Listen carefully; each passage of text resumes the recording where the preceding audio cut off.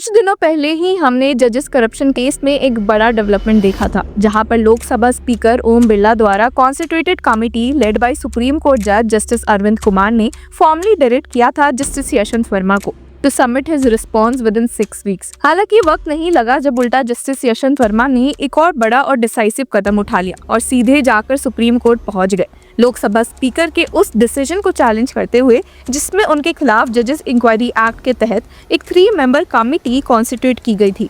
जी हाँ व्यूअर्स, आपने सही सुना। तो सवाल ये है कि ऐसा क्या हुआ जो justice Yashwant Verma supreme court जा पहुंचे? क्या ये सिर्फ करप्शन एलिगेशंस का केस है या फिर ये constitution, procedure and parliaments power का एक सीरियस टेस्ट बन चुका है? और सुप्रीम कोर्ट ने इस मामले में क्या बड़ा फैसला दिया है? क्या वे पार्लियामेंट के इस एक्शन पर गुस्सा दिखे हैं? चलिए आज की इस वीडियो में एक्सप्लोर करते हैं। अब व्यूअर्स, आपको बता दें कि इस केस की शुरुआत होती है 14 मार्च की रात, जब दिल्ली में जस्टिस यशवंत वर्मा के ऑफिशियल रेसिडेंस पर आग लगती है। फायर ब्रिगेड मौके पर पहुंचती है, आग बुझाई जाती है और इसी दौरान फायर फाइटर्स को एक स्टोर रूम में बड़ी मात्रा में कैश मिलता है। बाद में एक वीडियो भी सामने आता है जिसमें बंडल्स ऑफ कैश जलते हुए दिखते हैं। ये वीडियो सोशल मीडिया और न्यूज प्लेटफॉर्म पर आग की तरफ फैल जाती है और यहीं से जस्टिस वर्मा पर करप्शन के सीरियस एलिगेशंस लगने लगते हैं। अब सुप्रीम कोर्ट से लेकर पार्लियामेंट तक ये केस घूमा है और जस्टिस वर्मा के केस में लोकसभा में 146 एमपीज के सिग्नेचर्स के साथ इम्पीचमेंट मोशन दिया गया था, जो कि इस केस का एक मेजर ट्विस्ट बना था। लोकसभा स्पीकर ओम बिरला ने इस मोशन को एक्सेप्ट कर लिया और 12 अगस्त 2025 को एक 3 मेंबर कमेटी बनाई गई थी। कमेटी के मेंबर्स थे सुप्रीम कोर्ट के जस्टिस अरविंद कुमार, मद्रास हाईकोर्ट के चीफ जस्टिस MM श्रीवास्तव और सीनियर एडवोकेट B वासुदेव आचार्य। लेकिन यहीं पर जस्टिस वर्मा ने प्रोसीजर पर सवाल उठाया है। जस्टिस वर्मा का कहना है कि इम्पीचमेंट नोटिसेस दोनों हाउसेस यानी कि लोकसभा और राज्यसभा में दिए गए थे, लेकिन जब लोकसभा स्पीकर ने कमेटी बनाई तब राज्यसभा चेयरमैन ने अभी तक मोशन भी एडमिट नहीं किया था। इसके बावजूद बिना राज्यसभा चेयरमैन का वेट किए और बिना जॉइंट कंसल्टेशन के लोकसभा स्पीकर ने यूनिलैटरली कमेटी बना दी।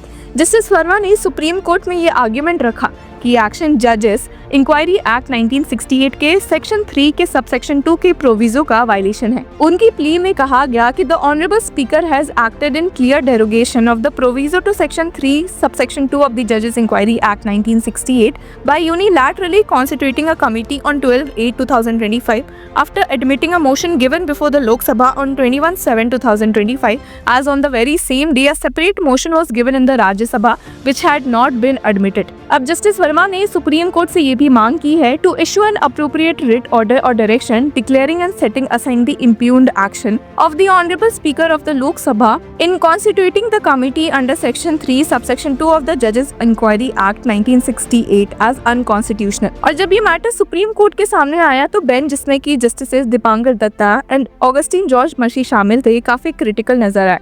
कोर्ट ने लोकसभा स्पीकर और दोनों हाउसेस के सेक्रेटेरिएट को नोटिस इशू कर दिया। हियरिंग के दौरान जस्टिस दीपांकर दत्ता ने काफी शार्प ऑब्जर्वेशन भी दी कि so many MPs and legal experts but no one pointed this out. इस कमेंट ने पूरे केस का टोन ही सेट कर दिया।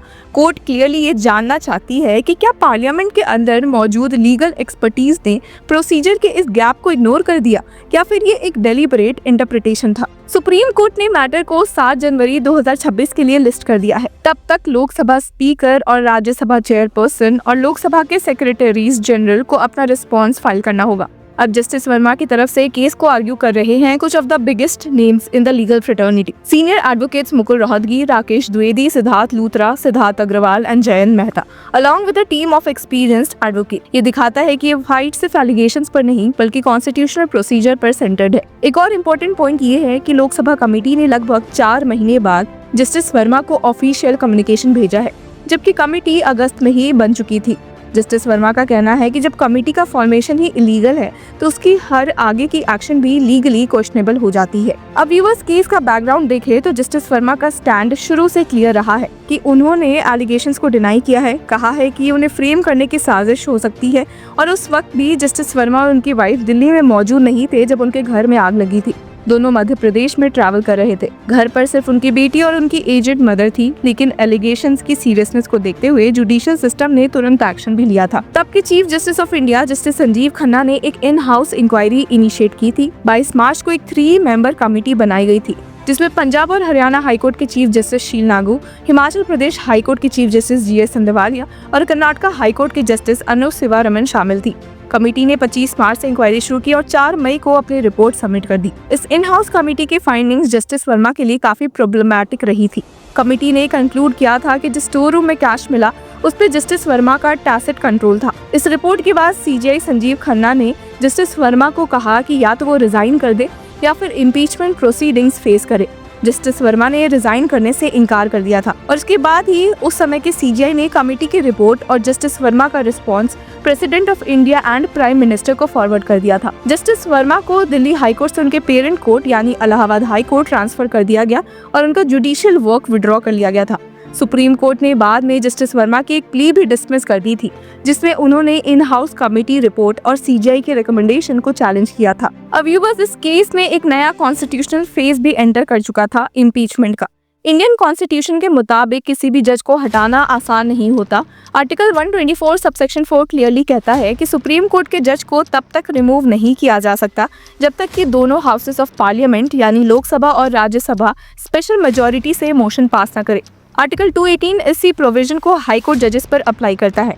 मतलब ये एक हाईली प्रोटेक्टेड प्रोसेस है ताकि जुडिशरी को पॉलिटिकल प्रेशर से बचाया जा सके। अब इस पूरे प्रोसेस को रेगुलेट करता है जजेस इंक्वायरी एक्ट के मुताबिक जब एक वैलिड इम्पीचमेंट नोटिस मिलता है लोकसभा में कम से कम 100 MPs के सिग्नेचर्स के साथ, तब स्पीकर या चेयरमैन को एक इंक्वायरी कमेटी कॉन्स्टिट्यूट करनी होती है जो एलिगेशंस की जांच करती है।